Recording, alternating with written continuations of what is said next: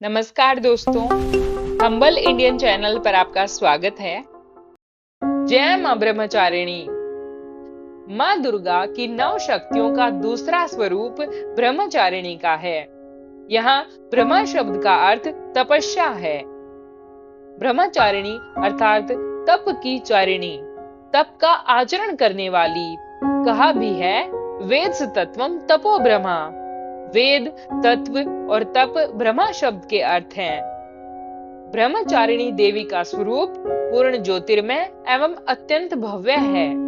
इनके दाहिने हाथ में जप की माला एवं बाएं हाथ में कमंडलू रहता है।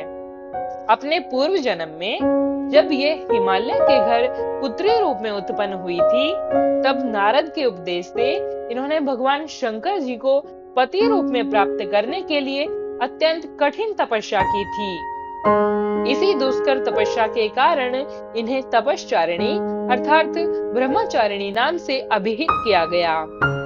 1000 वर्ष उन्होंने केवल फल मूल खाकर व्यतीत किए थे। 100 वर्षों तक केवल शाक पर निर्वाह किया था। कुछ दिनों तक कठिन उपवास रखते हुए खुले आकाश के नीचे वर्षा और धूप के भयानक कष्ट सहे। इस कठिन तपश्चर्या के पश्चात 3000 वर्षों तक केवल जमीन पर टूटकर गिरे हुए बेल पत्रों को खाकर वह अहिर्निश भगवान शंकर की आराधना करती रही। इसके बाद उन्होंने सूखे बेल पत्रों को भी खाना छोड़ दिया। कई हजार वर्षों तक वह निर्जल और निराहार तपस्या करती रही। पत्तों को भी खाना छोड़ देने के कारण उनका एक नाम अपर्णा भी पड़ गया। कई हजार वर्षों की इस कठिन तपस्या के कारण ब्रह्मचारिणी देवी का वह पूर्व जन्म का शरीर एकदम क्षीण हो उठा। वह अत्यंत ही कृशकाय हो गई थी। उनकी यह दशा देखकर उनकी माता मीना अत्यंत दुखी हो उठी। उन्होंने उन्हें उस कठिन तपस्या से विरत करने के लिए आवाज दी, उमा, अरे नहीं, ओ नहीं। तब से देवी ब्रह्मचारिणी का पूर्व जन्म का एक नाम उमा भी पड़ गया था। उनकी इस तपस्या से तीनों लोकों में हाहाकार मच गया। देवता, ऋषि, सिद्धगण, मुनि सभी ब्रह्मचारिणी देवी की इस तपस्या को अभूतपूर्व पुण्य कृत्य बताते हुए उनकी सराहना करने लगे। अंत में पितामह ब्रह्मा जी ने आकाशवाणी के द्वारा उन्हें संबोधित करते हुए प्रसन्न स्वरों में कहा, हे देवी, आज तक किसी ने ऐसी कठोर तपस्या नहीं की थी। ऐसी तपस्या तुम ही से संभव थी। तुम्हारे इस अलौकिक कृत्य की चतुर्दिक सराहना हो रही है। तुम्हारी मनोकामना सर्वतोभावेन परिपूर्ण होगी।